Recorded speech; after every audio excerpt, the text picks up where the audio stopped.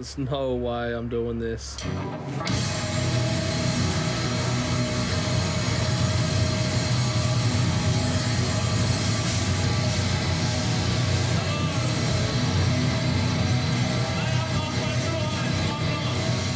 We somehow roped Chode into singing a show for me.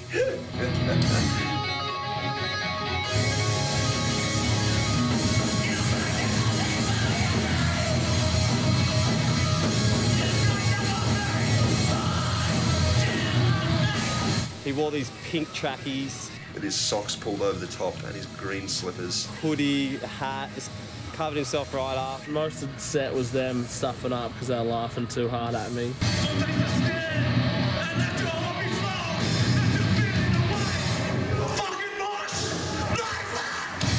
It was seriously the worst thing I've ever seen and heard. I just remember playing drums, like not even being able to play because I was laughing so much. Just the sound of his voice was just putrid.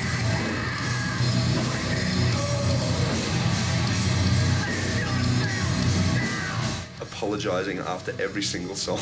I'm sorry to have to do this to you all. It's harder than it looks.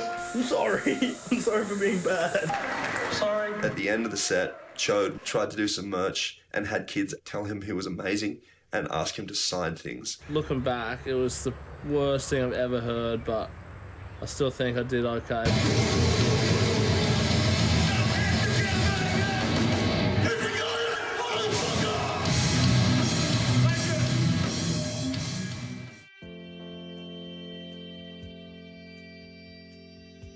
Our bass player at the time, Kashi, was having a kid. We had a word with him one night in Frankfurt, I think it was. He said he still wanted to be in the band, but the more we were overseas, the more it became apparent that it wasn't going to work. I just said, look, basically, you're not into it and you're having a kid, you should just go home. Baby!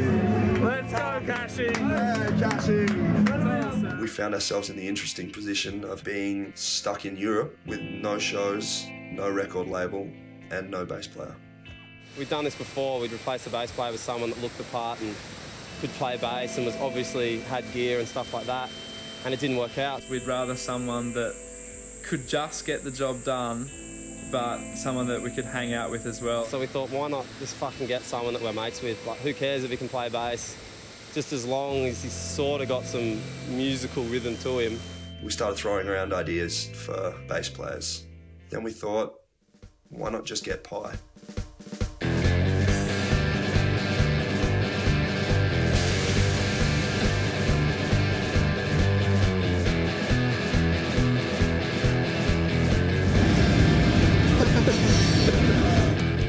Pi is this weird, long, ugly dude. He looks like a squashed frog. Pipey is a filthy animal. He has this hair that covers this fucking dog box looking head. He's just fucked up. He'd sell merch for us and just do funny shit and like eat cockroaches. You don't put it in your mouth.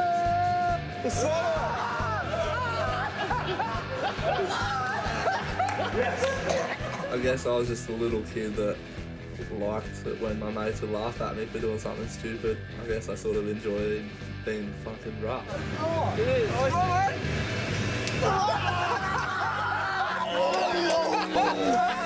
I called him up that night from Frankfurt. I said, do you want to be in the band? At the start, I thought it was a joke when he called me. He's like, "Hey, Cash is leaving. You want to come to Europe and finish this tour with us?" I thought it was great because he's always there with them and he's just a mate, and they could have fucking got anyone they wanted. Like, I'm sure there was bass players all over the world wanting to do it. We were really skeptical if he could actually play, but we knew he was a good kid and he was a good friend, and for us at that point in time, that's all we wanted, was a friend. I sat at home for a couple of days before I had my flight to London, just trying to figure out the songs on bass, even though I'd never played bass in my life. We flew him out like a week later and he started jamming. We had a show booked in Paris. What we didn't realise was the show was on a boat. Is that where my first show is? He dropped his pick, I don't know how many times. He'd trip over the drum kit, he'd fall over the monitors. I was sort of on the other side of the world, freaking out. He was terrible at the start of the band, but we knew that, and we knew what to expect. We knew he'd never played bass before. But I think it was probably the first time in the band's career we were completely comfortable with the person we had on stage with us.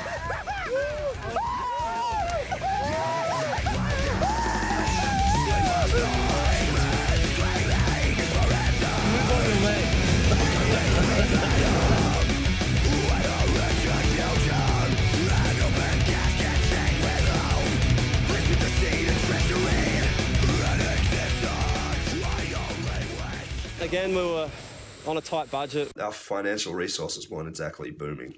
We were way too poor to afford hotels, plus we didn't really like them. You just stay with people you meet at the shows or stay with whoever you can, really. We realised we didn't know anyone, we didn't speak the same language, we had no place to sleep. And we just ended up pulling up to some field and sleeping behind this hedge. From then on, it just clicked. We were like, we're going to do this every night. It was great. And it set a precedent for the rest of tours. We started sleeping outside.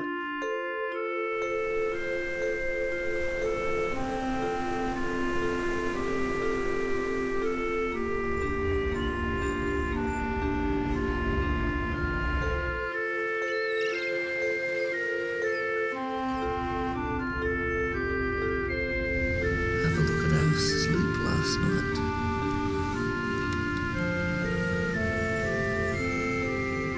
We found a ship one day on the beach, just this old rusted out ship and this rock floor, and it was just a perfect sleeping environment, so we went and slept in there. Slept in some mental, field in Czechoslovakia. We got here about 4 in the morning. The sun was coming up. We slept in a cow paddock. And I got attacked by ants. I remember them telling stories about how they'd just be driving and they'd go, well, let's turn down that dirt road and see if we can find a place to sleep, and then just drive around and go, yep, that looks good. Let's sleep in that little clearing of rocks. That looks awesome. It's getting better. It's almost us-ish. That's getting better. Is that better? Is that improving? Mosquitoes, rain. I remember some of the places we slept at, my pillow was a curb. We were away for 5.5 months. I think we stayed in 2 hotels maybe the whole time. After Europe, we headed over to the States for the first time.